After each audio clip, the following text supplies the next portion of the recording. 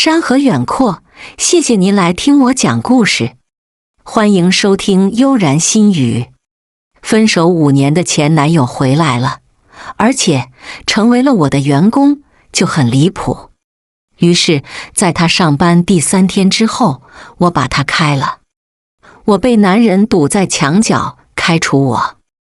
我一个小店养不起总裁5月初，青浦市的气温忽冷忽热，比人的心情还善变。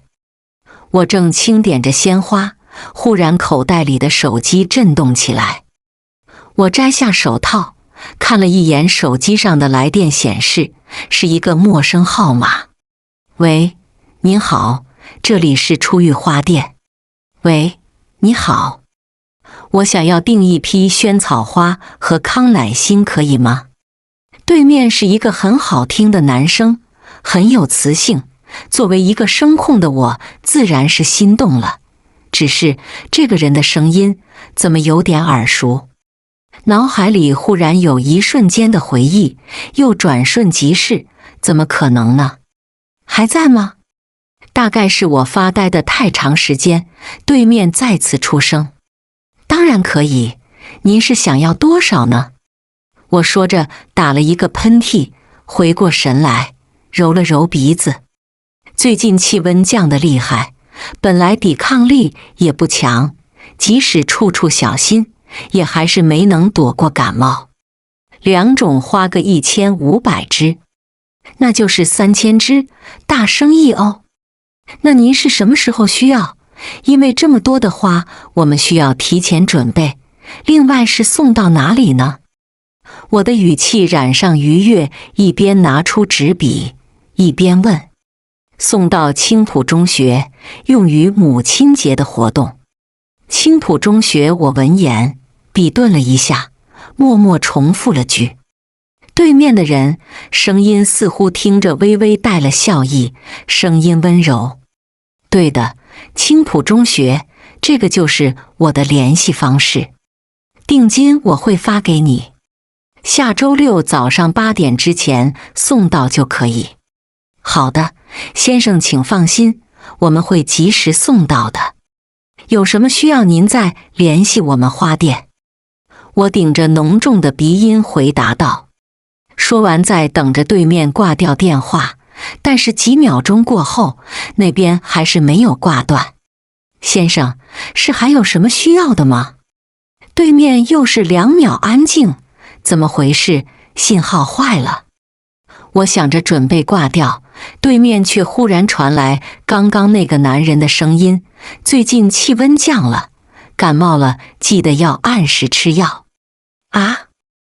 我一下没有反应过来，准备道谢时发现电话已经挂掉了，回到店门前继续整理花朵，这才又想起了刚刚那个男人的话。青浦中学，青浦中学是我的高中母校，也是与那个人相遇的地方。刚毕业那会儿，我倒是经常回来，后来大学毕业工作了，也忙了起来，工作在另一个城市，便很少回来了。还有一个原因，青浦市对我来说是不幸与幸的开始与结束，很矛盾的一个地方吧。周6，我选择亲自开车去学校送鲜花。正好许久没有回学校看看了，刚到门口的时候，就看到了学校的负责人带人过来搬花。刘老师，是您啊，好久不见了。没想到来接我的竟然是高3的班主任刘建国，看着比以前苍老了许多。刘建国笑笑，哈哈哈，是我，失望了。我一愣，怎么这样说呢？我都不知道是您，就是来送花的，顺便来学校看看。哎，你们没在一起吗？是顾玉订的花呀。听到这个名字，我的心跳瞬间漏了一拍。顾玉，真的是他？刘建国似乎察觉到我的情绪，很奇怪地问，是啊，他还专门说订你的花。你们不是一直在一起吗？现在比让我知道那天电话里订花的就是顾玉更惊讶的是，刘老师的意思是顾玉回来了。刘老师，那顾玉现在在哪里？我尽量让自己想要不寻常的声音平稳下来，从听见这个名字开始。他今天也会来学校，应该一会儿就到了。你们怎么不依？刘老师一句话没说完，忽地对着我身后招手。那说曹操道，行了，待会教室见，我得赶紧安排花去了。刘老师转身离开了，我一时间不知道该如何。江麦，听见熟悉又陌生的声音，一瞬间，过去的所有回忆交织在脑海，幸福的与遗憾的。我的脑子很乱，也很清晰。顾玉是我的初恋，但是我们已经分手5年了。是我提得分手，我也一直觉得对不起他。良久后，我稳定住情绪，转过身，微笑着回来了。面前的男生穿着西装，容貌和从前无半分差别，只是更加沉稳俊朗。五官分明，狭长的桃花眼下是一颗灼灼的桃花痣，如此妖孽。顾玉站在面前，比我高了一整个头，我被掩盖在他的身影之下。此时目光深深地看着我，不知道为什么，我感觉这个眼神怎么像是要吃了我一样。男人冷淡的回应，你们俩怎么还在门口？快进来，活动快开始了。刘建国从大会议室走出来，喊道。我们并肩朝着会议室走去，路上是熟悉的场景，忽的脑海里就想到一个词：物是人非。刘建国早就给我们留好了位置，我坐在第2排最里侧，顾玉则坐在第1排。我才知道，原来这个活动是顾玉赞助的，他自然是要说些话的。我看着坐在第1排的男人的背影，记忆和那年燥热的夏天重叠。那天好像也是这样，我在他后面，少年是年级第1，上去发表获奖感言。那天我应该是比顾玉还要高兴的人，看着少年站在台上发着光。但那个时候我也是学校里的小女神，不少人追，连老师对于我们的恋情也没有过多说些什么，只让我们不要耽误了成绩。活动一共5项，在进行到第2项时，我就悄悄离开了会议室。我大口呼了一口气，会议室实在是闷得慌，漫无目的地逛着，来到了操场。由于学生们都在会议室里，操场上此时空无一人。我慢慢地在操场上绕圈走着，今天的心情蛮复杂的，重逢顾玉是万万没有想到的。我不能否认，平静的心又开始因为他而不平静。同时，今天的节日实在没有办法让我高兴起来。母亲节，我会时时想起那个狠心的女人。我一直专注在自己的世界，并没有注意到站在远处的顾玉。直到刘建国打电话让我和顾玉过去吃饭，我抬头就看到站在远处的顾玉，远远的，我并不能看清他的神色。他一直在这里吗？饭桌上，刘建国一直都在活跃气氛。刘建国并不知道我们已经分开了，还在讨论我们高中瞒着家长谈恋爱的事情，因此场面一度很尴尬。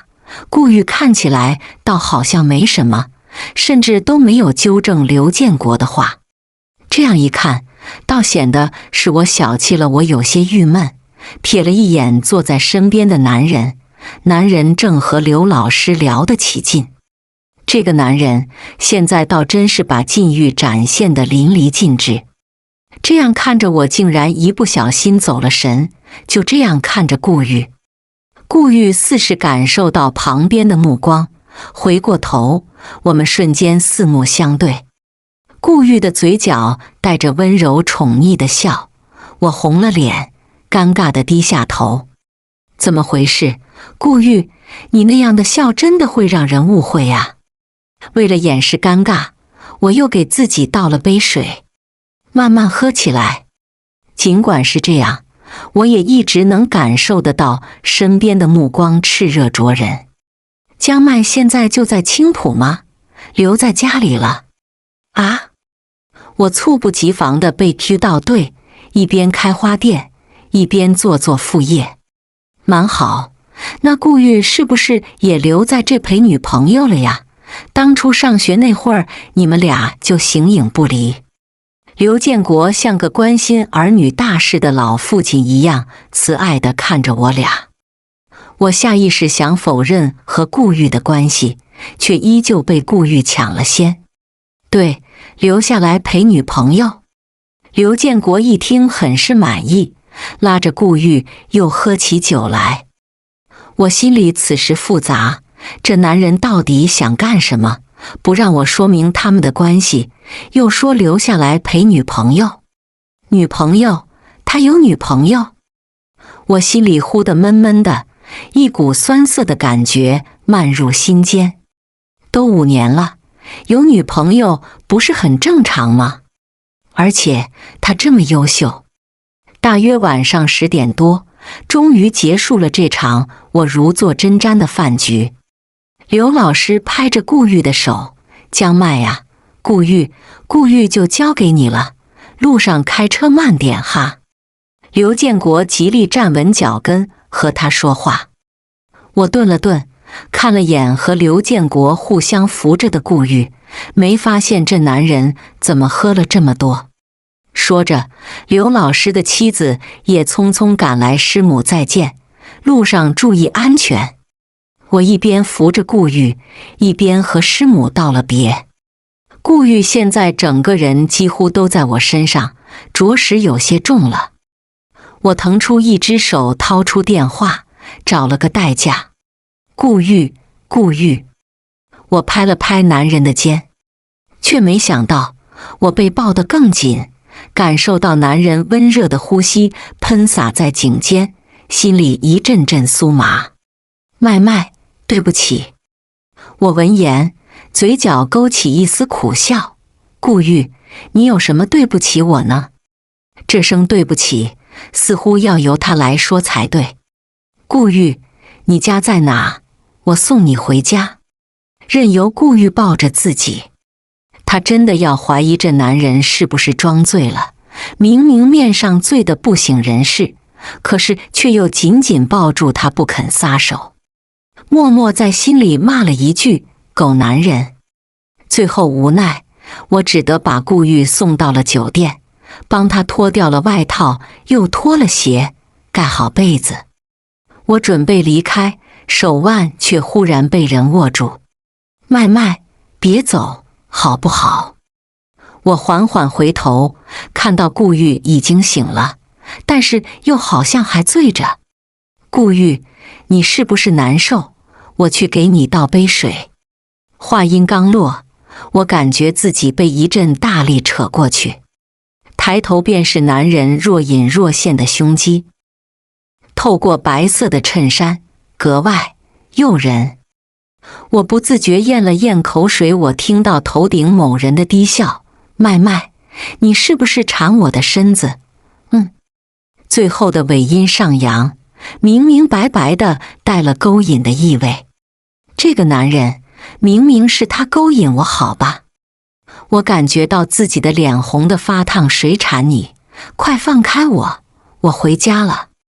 我挣扎着要起身，却被顾玉从背后扣住脑袋，直直地吻了上去。分明是我在上面，却被顾玉钳制住起不来。而且男人的吻出乎意外的温柔，像是极有耐心的在品尝一般。我不自觉整个身子软了下去，完全趴在了男人身上。忽然顾玉搂着我的腰翻了个身，这样一来，我便完全被男人围拢在怀中。感觉到男人的吻愈发的强烈，我有些吃痛，闷哼了一声。顾玉停了动作，深深地看着我。我微微喘着气，不确定地问顾玉：“你喝醉了吗？”顾玉的眼睛很好看，特别是那右眼角下的那颗痣。没有。男人的声音暗哑，染着情欲的眸子盯着我，让人沉沦。我不自觉抬起手，轻轻附上了他眼角那颗痣。男人的吻再度落下，冰凉的手从衬衣底附上腰间。我迷糊中听见顾玉好像不停地在说想我，但是实在被男人折腾得累，连话也不想说。第二天一早，我便醒来了。昨晚的回忆涌上脑海，我感觉脑子有些混乱，床边是散落的衣服，看了眼身边的男人还在熟睡。我悄悄穿好了衣服，像是逃跑般的离开了酒店。刚到酒店楼下，便接到了林初瑶的电话。喂，初瑶哥。麦麦，你上飞机了吗？林初瑶的话唤醒了我的记忆，我拍了下自己的脑袋，被顾玉这一整，完全忘了答应林初瑶去看画展的事情。我看了一眼手机，马上了，我在去机场的路上。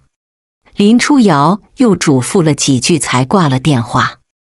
我随手拦了一辆车，还好我家和机场顺路，回家拿了个行李箱，便匆匆坐上了去市的飞机。林初瑶是我大学时的朋友，也算是合作伙伴，因为我们俩都是美术系的，常常会一起参加一些比赛。后来我放弃了绘画，回到青浦市开了一家花店，过着平平淡淡的小生活。而林初瑶现在则是已经成为可以自己开画展的画家了。明天是他的画展开始第一天，我早答应要过去捧场。飞机上，我去了个洗手间，透过毛衣的领，看到了脖子上深深浅浅的印记。昨夜和顾玉的疯狂又浮上脑海。这个男人像狗一样，对着他又咬又啃，后面他累得睡过去，男人居然还有力气。我又拉了拉衣领，勉强遮住了印记，好在现在是可以穿高领衫的季节。到了 A 市之后，刚下飞机便在外面看见了林初瑶。半年没见，他似乎更加帅气了。干净利落的短发，穿了一件白色卫衣，一条黑色长裤，倒是很阳光。我打趣，你这个打扮像是在校大学生。是吗？我妈总说我老气，我找了半天，找到这样一件看着年轻一点的衣服。林初瑶接过我手里的行李箱。车上，我看着窗外熟悉的景色，和林初瑶有一搭没一搭地聊着天。我大学就是在市念的，所以对这里很熟悉。来到上学的地方，自是会回忆起在学校的一些事。只是我的大学生活其实并不那么顺利。那个时候很忙，我每天都要兼职，维持自己的生活，也让父亲轻松一点。幸好林初瑶总是给我介绍一些画画的兼职，我才终于轻松了一些。对了，你就住在我家行吗？林初瑶看向我，眼神里似乎带着期待。我知道林初瑶喜欢我，但是我有忘不掉的人，也不想谈恋爱。而且林初瑶对我来说是很好的朋友。我想拒绝，但还没来得及开口，林初瑶便说：“我妈说好久没见你了，很想你，天天念叨我怎么也不让你过来看看她。”我闻言也不好再拒绝。林初瑶的妈妈对我也很好，我很喜欢这样一个优雅温柔的女人。我点点头，那好，麻烦你们了。林初瑶垂了垂眸，麦麦，其实你跟我不用这么客气。幸好我跟着林初瑶来到了家里，林初瑶母亲一看见我便亲切地拉着我，舒阿姨，好久不见了。你这孩子回到青浦大半年没来看过我，这次要不是初瑶画展，你是不是还不打算回来看我？哎呀，哪有，以后我常来看您。我亲切地挽着淑荣。林初瑶的母亲是南方人，长相温婉，待我也是极好。我大学那会儿受到不少林家的关照。林叔叔不在家吗？我问到他呀，又出差去了。淑荣说着要给我做饭，我自然是跟着一起到厨房帮忙。星号林初瑶的画展在市中心展览馆，画展开了3天，我也在林初瑶家住了3天。临走的时候，林初瑶拉住我：“麦麦，你是不是有男朋友了？”我愣住，随后又想到那天林初瑶应该看到我脖子上的印记了，索性便承认了，也是表明了我的态度。林初瑶看着我，眼睛里闪过一丝神伤，但还是温柔的让我保护好自己。我心里蛮不是滋味的，其实不止和林初瑶表明过一次我的态度，但是她都一笑带过。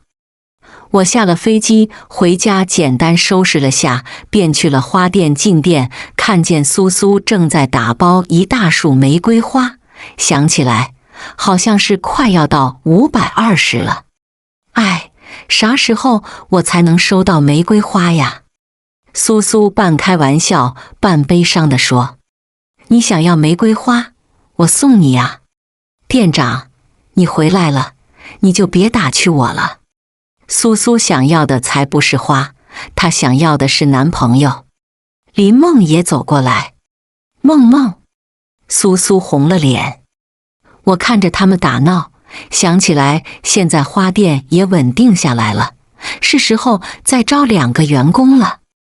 毕竟现在店里都是女生，一些重活还是为难一些。于是便打开电脑，在网站上发布了一则招聘。店长，你1星期没来店里，天天有个帅哥来找你。找我？我看见苏苏兴奋地点头，对，那个男人长得可好看了。听到苏苏的描述，我竟第一个想到顾玉。他有说什么吗？你怎么不告诉我？我想告诉你的呀，但是那个人让我不要说他来过。他也没说什么事，就问你在不在。苏苏撇撇嘴，但我实在忍不了了。店长，那个人真的好帅呀，是不是在追你啊？认真工作，不要整天八卦一些没有的事儿。然而，我的脑子却忍不住地想到那个人，会是顾玉吗？他找我是有什么事情吗？我不能否认自己的内心是想和他联系的，但是我没法说服自己这样做。况且我现在连顾玉的联系方式都没有。不对，上次顾玉打电话订过花。我迅速拿出手机，翻起通话记录，终于在1个星期前的通话记录里找到了那个号码。这才发现那天一生气骂了他狗男人，还把他号码拉黑了。我犹豫着要不要拨过去，拨过去说什么呢？内心纠结了会儿，我决定放弃。柜台上的电话响起，苏苏去接了电话。先生还是找店长吗？我们店长今天回来了。我正修理着一束玫瑰，听到苏苏的话，100米冲刺跑到了柜台那里。我示意苏苏不要说话，在听到电话里顾玉的声音后，朝着苏苏比手势，示意我不在。啊，那个我们店长说他现在不在店里。我瞪大眼睛，这么说不露馅了吗？我迅速反应过来，挂了苏苏手里的电话。我先走一步，店里交给你们了。我拿起包头也不回地离开，我不想见到顾玉，又或者说不知道如何面对。然而我失算了，刚出门头便撞进了一个坚硬的胸膛。我闷哼一声：“没事吧？有没有撞到？”顾玉担心的声音在头顶响起：“上帝啊，如果我做错了什么，你直接杀了我吧。”我被迫抬起头，迎上顾玉的眼神：“你怎么来了？”顾玉见我没事，放下了心，随即面色有些冷，将脉：“你睡了我就跑。”男人的声音清冷低沉，我闻言瞪大了双眼。这大庭广众的，虽说声音不大，但是也能听见的好不好？我看见一个过路的姐姐，看了看我，又看了看顾玉，似乎在说：“这也太渣了，你胡说什么？”我捂住顾玉的嘴。顾玉眼神幽深地盯着我，还带着委屈，似乎我就是一个睡了人家就跑的渣女。我见顾玉不说回去，意识到自己还捂着她的嘴，赶忙松了手。“你不是也没联系我吗？”我垂眸，声音低得像蚊子似的。顾玉揉了揉我的脑袋：“麦，你也太没良心了，你把我拉黑了，我要如何联系你？”我这才想起，好像是把他拉黑了来着。我像个做错事的孩子一样低下头：“对不起啊，我这几天正好有事，都在市那边。”顾玉深深地盯着我，似乎要将我看穿。良久后说了一句：“将脉，你是不是去找别的男人了？”我眼皮跳了跳：“不是吧？这都能猜到？”看见我的反应，顾玉的脸色瞬间暗了下去：“将脉，你还真的去找别的男人了？”我百口莫辩：“我的确是去找了别的男人，对，我去找男朋友了。”我低着头不去看顾玉的眼神，索性撒了谎。我以为顾玉要生气，却没想到他说：“那分手好不好？”顾玉伏在我耳边，声音似乎有些颤抖，但我听得不真切，因为骄傲的顾玉是不会这么卑微的。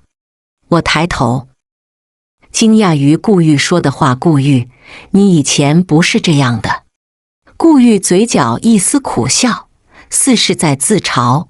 他紧紧抱住我，伏在耳畔：“要是我以前不那么放不下自尊，就不会傻子一样的放你离开。”来往的人越来越多，我推开顾玉，冷冷地说：“顾玉，我们已经分手了，我也有新的男朋友，我们各自珍重。”说完，我没再停留，离开了花店。我清清楚楚地明白，现在的我并不比以前好，也是永远也配不上他的人。我不想他因为我的事情而耽误自己，就像当年他父亲说的话一般，我们始终不是一个世界的人，他只是短暂地来了我的世界，但并不属于我。自从这次分别以后，我们便没再见过面。我收到了加他的好友申请，我拒绝了再次见面。是1周后，我正在家里画稿，接到了苏苏的电话，说是招到男员工了。然而当我赶到店里时，看到的却是顾玉。顾玉一身休闲装，黑色圆领卫衣，黑色长裤，休闲又帅气，惹得外面的人都朝店里看。我拉过苏苏，问他：“不是说招到人了吗？人呢？”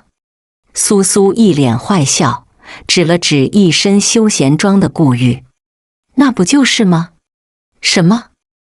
我正想着要如何拒绝顾玉老板娘，考虑好了吗？男，1.9米，可以随时上班。顾玉忽然靠近我，嘴角勾起笑意，补充了一句：“体力你知道的。”我反应过来，想起我招聘时说要求体力较好这句话，只是这纯洁的话到了这男人嘴里变了味。我掩饰性的咳嗽2声，随即很遗憾地说道：“不好意思，顾先生似乎不太符合我要的员工要求。店长，这还不符合。苏苏冲过来拉住我，我看着苏苏一脸没出息的样子，扶了扶额，那你希望的工资呢？我是小店，工资达不到你的期望的。我看了眼他停在外面的车，开着迈巴赫，然后来我一小小花店里打工，弄啥嘞？然而顾玉却挑了挑眉，嘴角勾起一丝坏笑，随便给，你给多少我要多少。我天，店长，这你还不赶紧收了？这样一个帅哥还随便开工资，你赚了呀。苏苏在我耳边念叨着。我皱眉，这男人到底想干什么？我又不是不知道，堂堂一个大总裁会缺钱吗？顾玉站在我面前，眼角带笑，像一只求收留的小狗。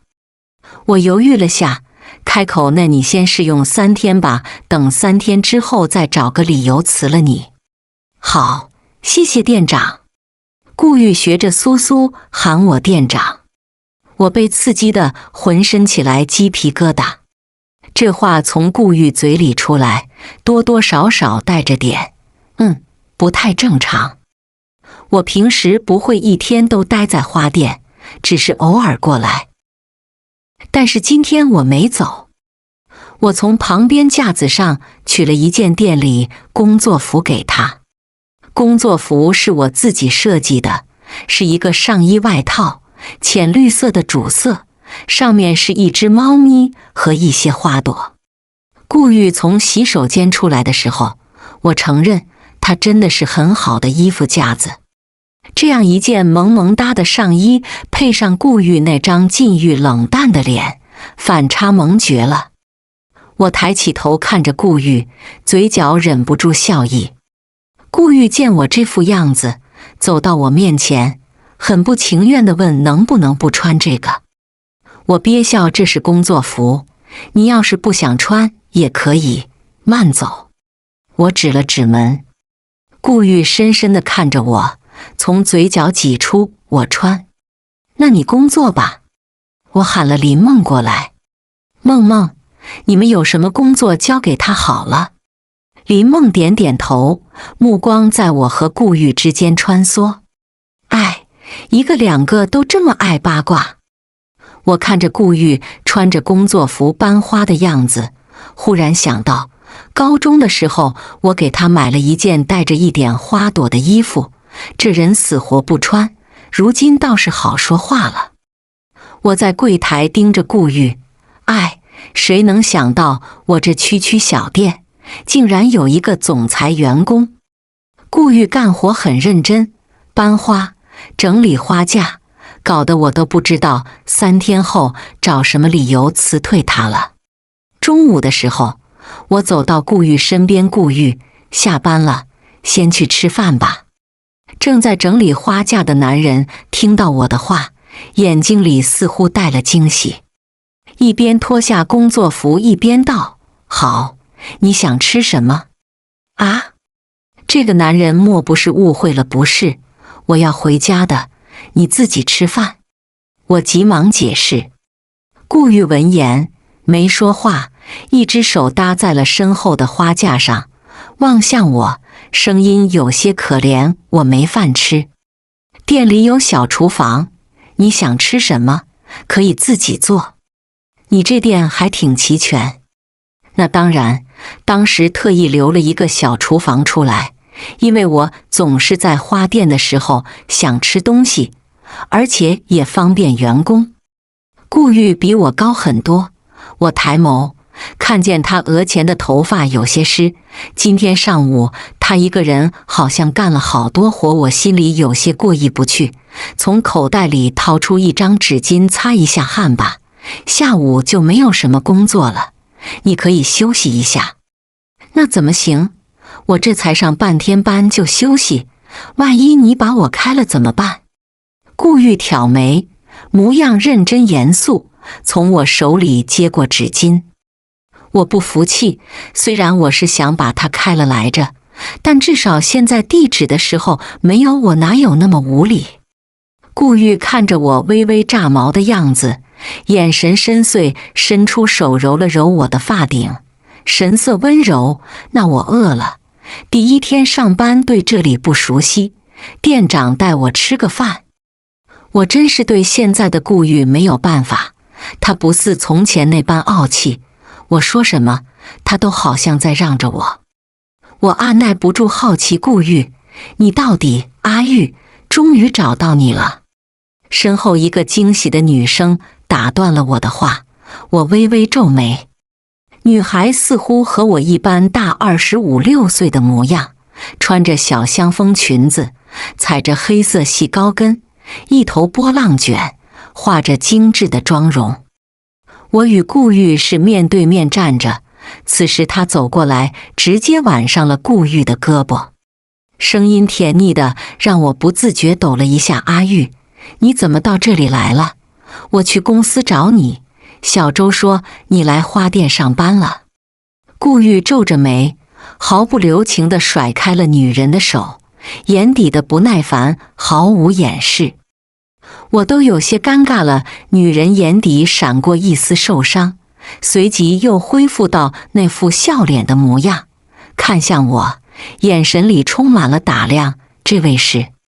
女人面带笑容看着我，但是同为女人，我又怎么会看不出来她眼底的敌意和不屑？我厌恶极了这种眼神。女人的直觉告诉我，这个女人喜欢顾玉，而且把我也当成了情敌。虽然我长得也不差，也算是好看的了，但是此刻的我应该普通的不能再普通，穿着工作服，随意的扎了个丸子头，因为熬夜，眼底大概还有黑眼圈。看着他们，我不得不承认，他们现在很配。女人一看也是家里的小公主，尽管被顾玉拒绝了，脸上也依然是得体的笑容，和顾玉站在一起。你们聊，我先走了。我像是有些狼狈似的离开了店里，一股酸涩的无力的自卑感此刻再次浮上心间。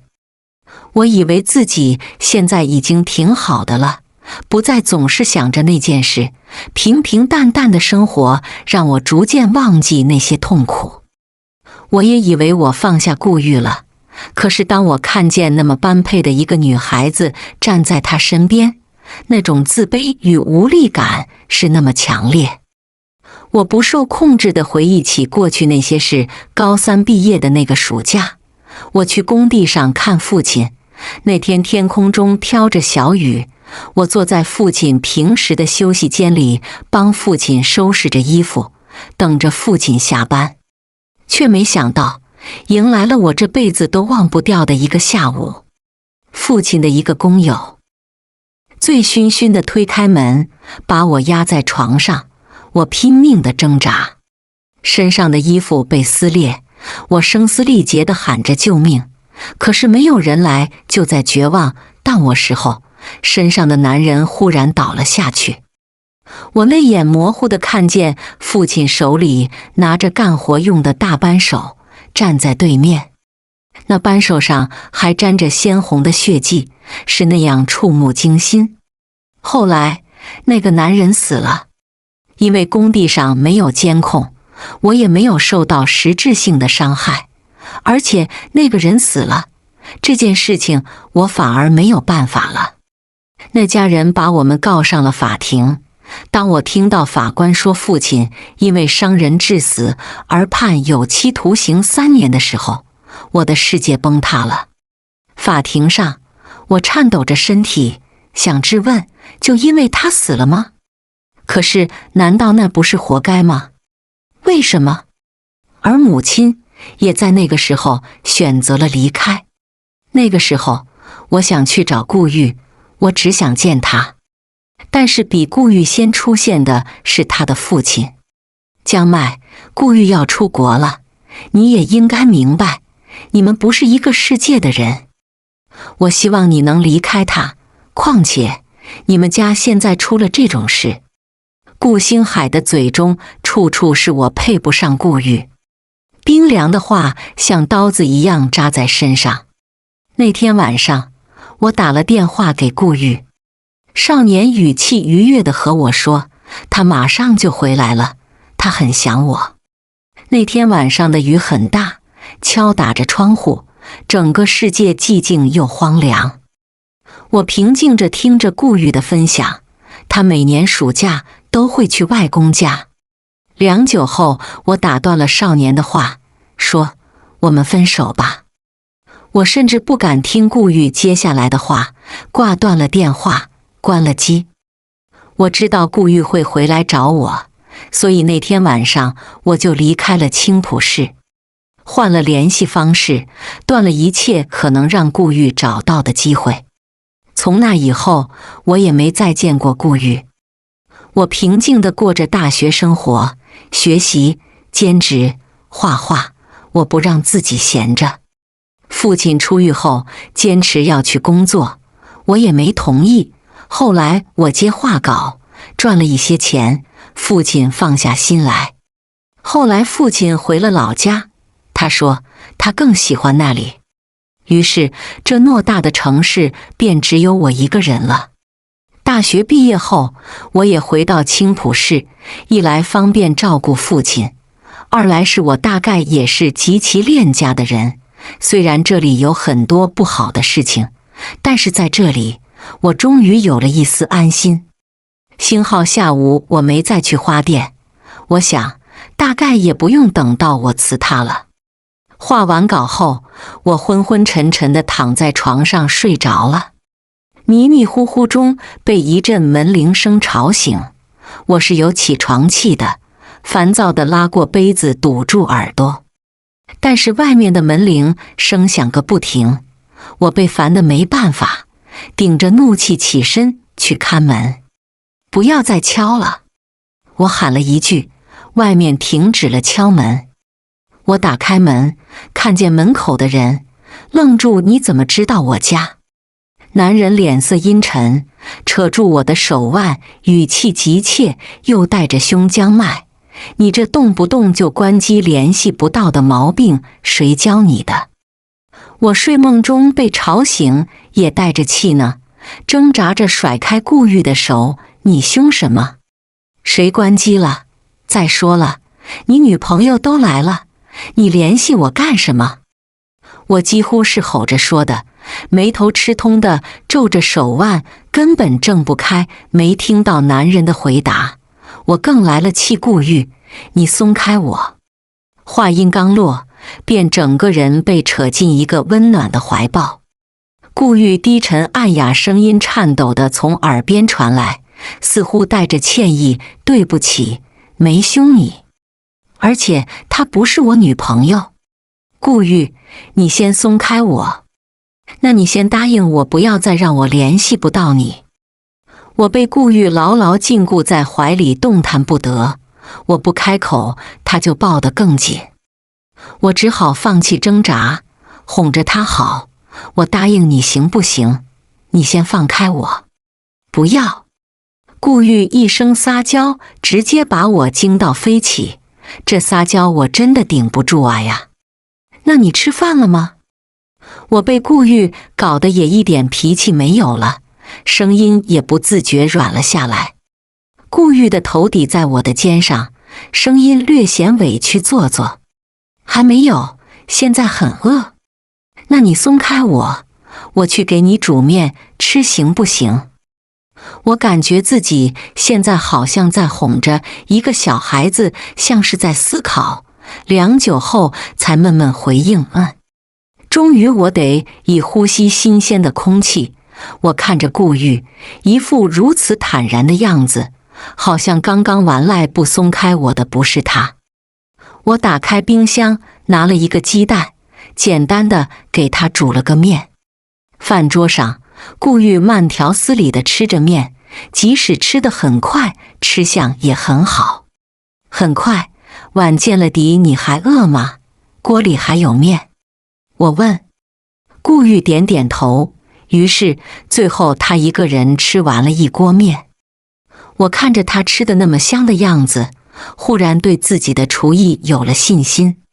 说实话，这面我自己经常煮，味道极其普通，但是被他这样一吃，像是多美味似的。我看着顾玉吃完没打算走的样子，有些无奈。顾玉，你不是公司老板吗？不忙吗？男人闻言，深邃好看的眸子望向我，坦言：忙啊。那你忙还来我店里打工？但是要看着你，你上次睡了我之后就去找别的男人了，我不放心。顾玉一脸严肃认真的回答。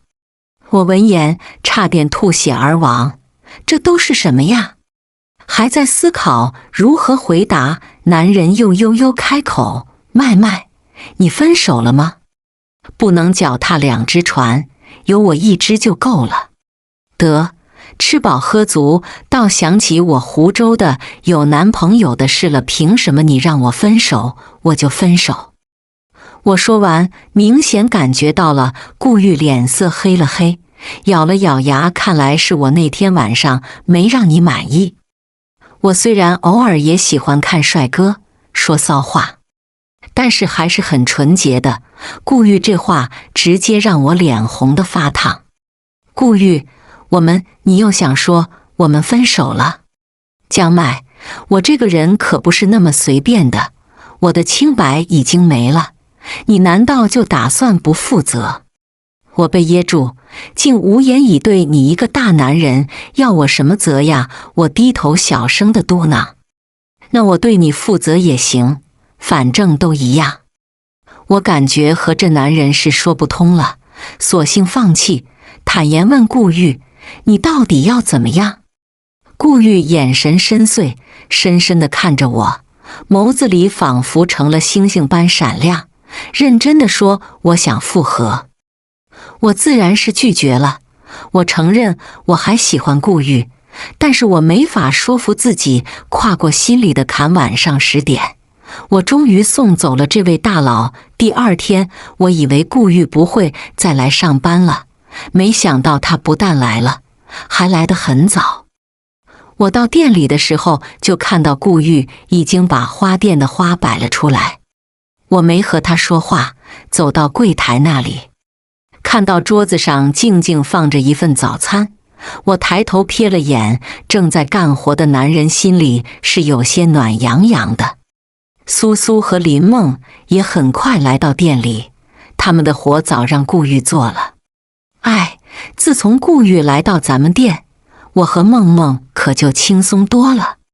苏苏感慨，她还不知道顾玉的身份，要是知道了，估计会惊掉下巴。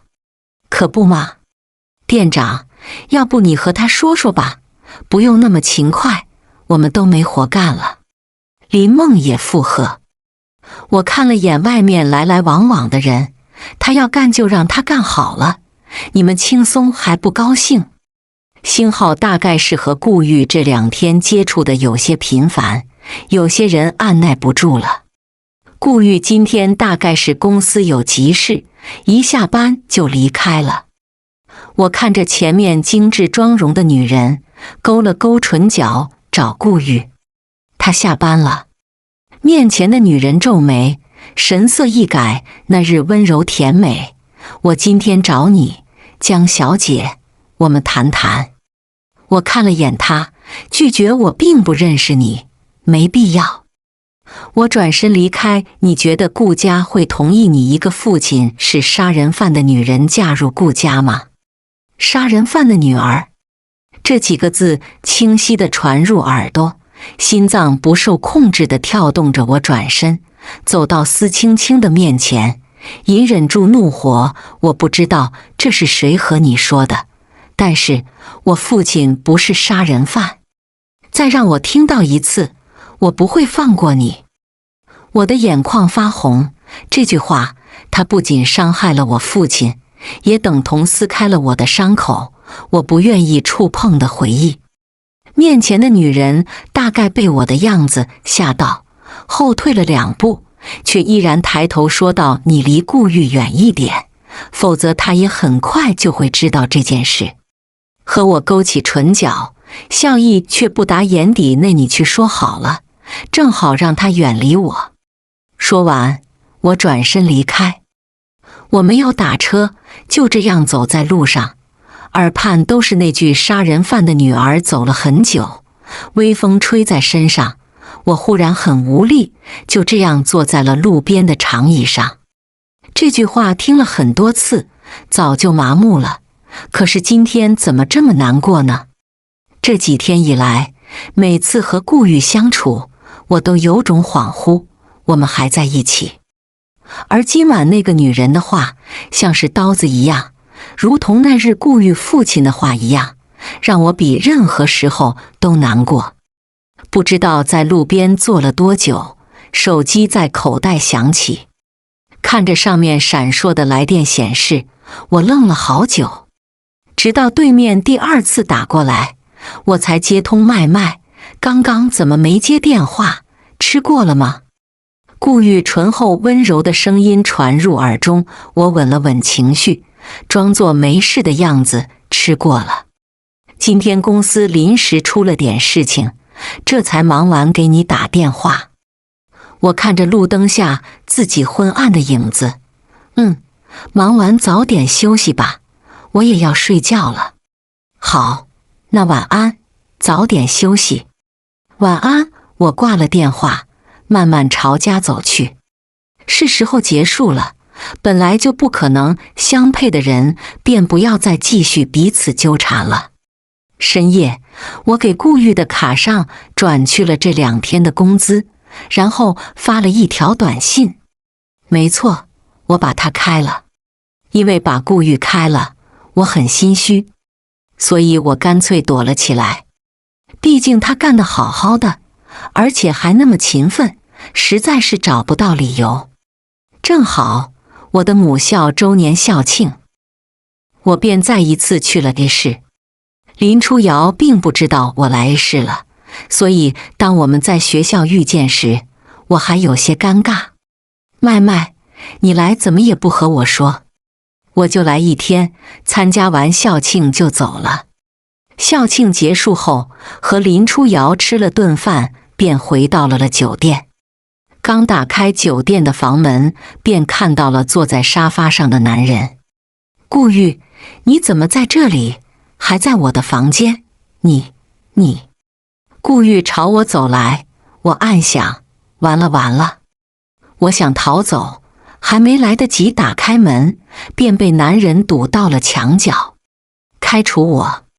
男人声音低沉又性感，不是那么明显的生气，却比他生气时还可怕。这该死的压迫感！我抬起头，对上那双桃花眼，男人的眼眸深邃，悠悠地看着我。我一个小店，养不起总裁。男人笑了一声，江麦，你这理由真烂。完了，真生气了。顾玉只有在极其生气的时候才会叫我全名。司青青找你了。我抬眸，又想到那个女人的话，心里有气势。她说让我离你远一点。下巴倏地被抬起，所以你听她的？我当然不听她的，只是这也是我自己想做的事情，离你远一点。因为你父亲的事。我瞬间一阵机灵，他知道了。是那个女人说的吗？顾玉察觉我的想法，开口，不是司青青说的，我一直知道。这2句话在耳边炸开，胸口随之起伏。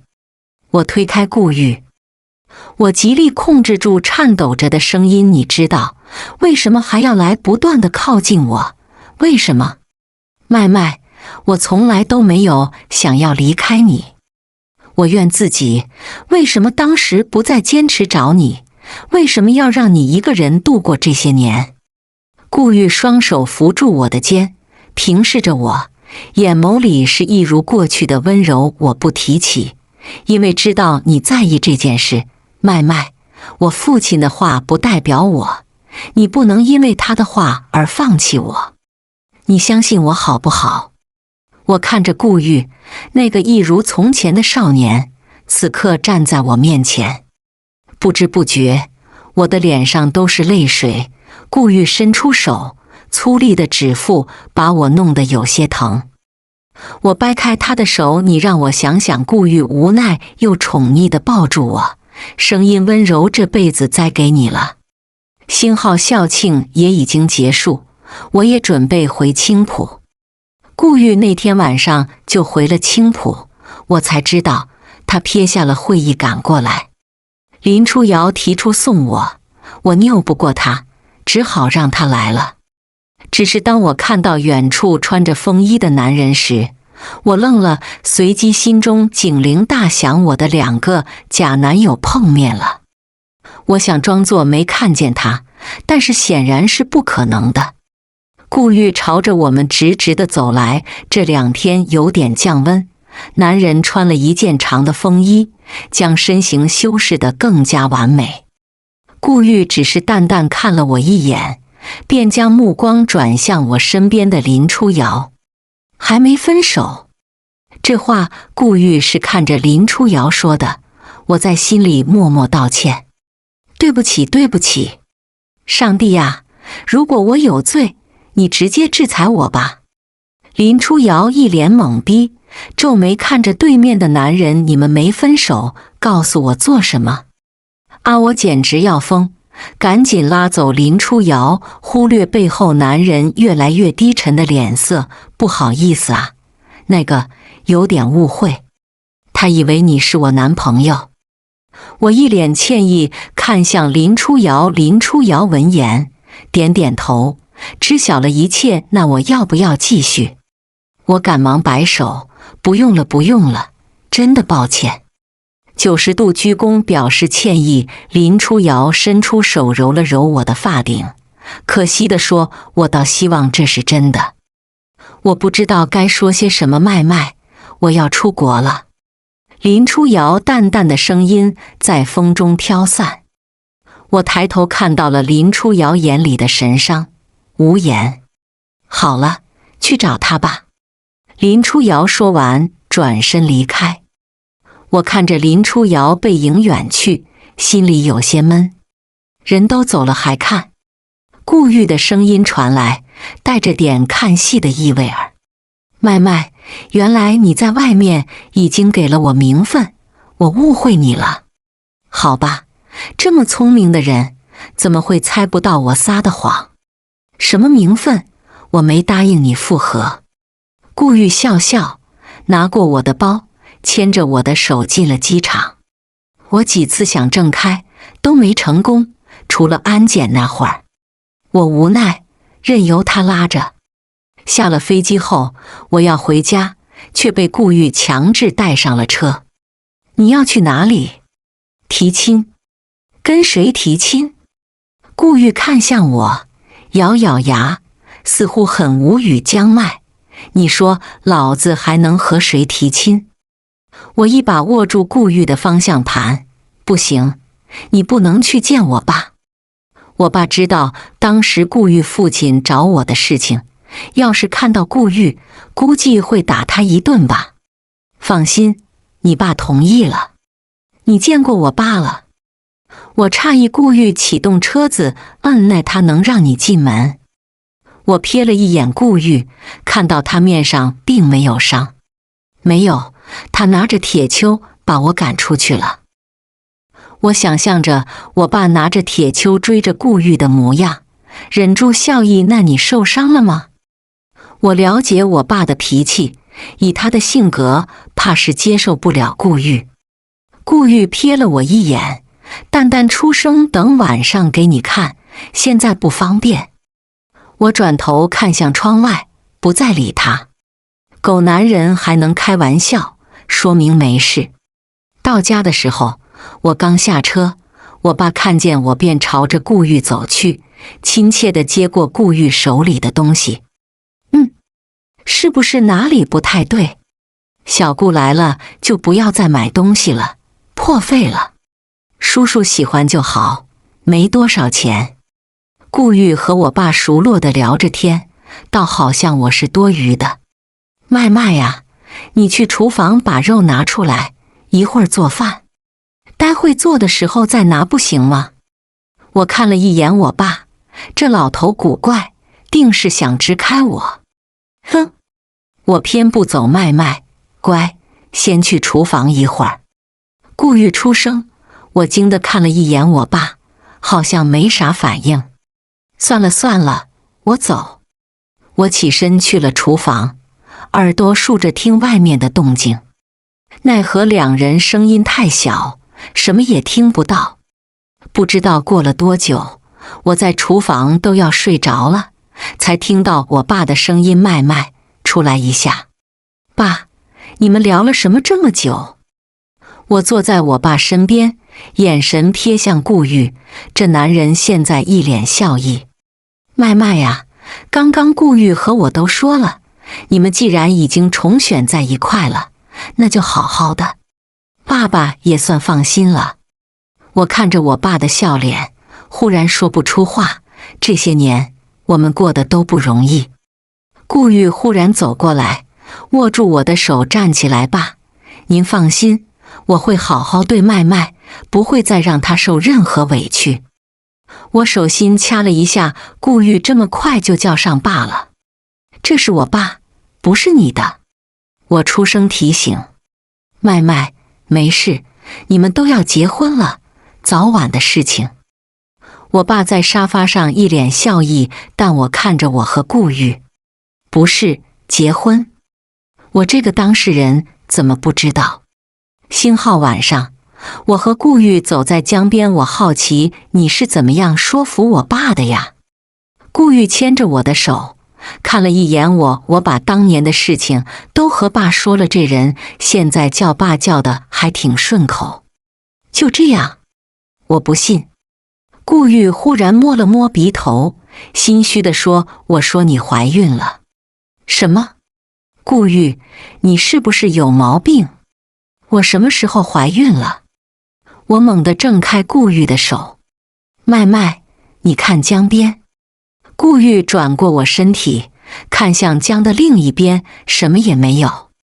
顾玉，你又搞什么？我转身，愣住。顾玉单膝下跪，手里是一枚戒指。我看着那枚戒指的模样，有些惊讶。这是我设计的戒指，是那年分手后我撕掉的设计纸。我的声音噎住。顾玉温柔地看向我，你离开后，我回来找过你，但你已经走了。我在垃圾桶里看见了这个，拼好了图纸。麦麦，你说过希望带着这枚戒指结婚。我以为你和林初瑶在一起的时候，甚至想好了把戒指送给你和他，但是我现在觉得很幸运，和你戴上这枚戒指的人是我。麦麦，你愿意嫁给我吗？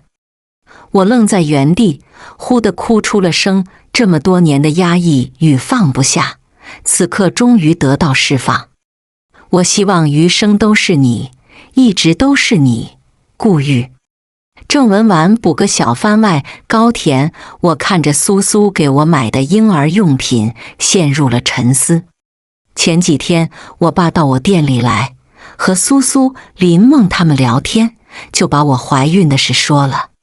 允我没怀孕那晚上，顾玉和我一起看着摆了一地的婴儿用品，陷入沉思，甚至还有婴儿车。我看向顾玉，都怪你，好端端的非得说我怀孕了。顾玉委屈，我也没想到咱爸和街坊邻居都说了，我经街坊邻居都知道了。顾玉看向我，点点头，一脸无辜。今天下午我去看爸，隔壁的李婶还问你预产期来着，我真的会栓 Q， 这下怎么办？未来我都不要回去了，我总不能一个个解释吧。麦麦，其实1-2个月差，大家不会注意。顾玉不动声色靠近我的耳畔，那又怎样？话音未落，我被横抱起来，下意识紧紧勾住顾玉的脖子，男人勾引的声音在耳边回荡，那我们现在生一个。我还在反应，男人已经解开了我身上睡衣的扣子，温热的大掌沿着我的身体曲线游走，我起了一阵阵战栗。麦麦，真的想和你有个孩子。男人清冷性感的声音在耳边响起。半夜，我实在撑不住了，低声呢喃顾玉：“我们休息好不好？我累。”我大概忽略了这种时候，我软腻的声音在男人耳朵里是赤裸裸的勾引。男人声音暗哑，温柔至极，乖，再等一会儿好不好？我心里很想破口大骂，这话我听了一晚上了，这男人还是没停下。最后我昏昏睡去，睡梦中感觉到男人抱着我去洗了个澡。1个月后，我看着那明晃晃的2条杠，脑袋一阵懵，我怀孕了。顾玉看着那2条杠笑得开心，同时我孕吐得厉害，胃口极其差。顾玉便每天把工作带到家里，随时随地地陪在我身边，为了让我吃东西，开始自己学着菜谱做饭。在顾玉的照顾下，我的孕期很幸福，有时候也会有脾气不好的时候，但顾玉也是耐心哄着我。顾玉每天给我按摩，还从网上查了各种孕后恢复，还去问了公司里生过孩子的人有什么要注意的，比我自己还在意。我不是短暂的来你的世界，我要赖在你的世界里一辈子。全文完。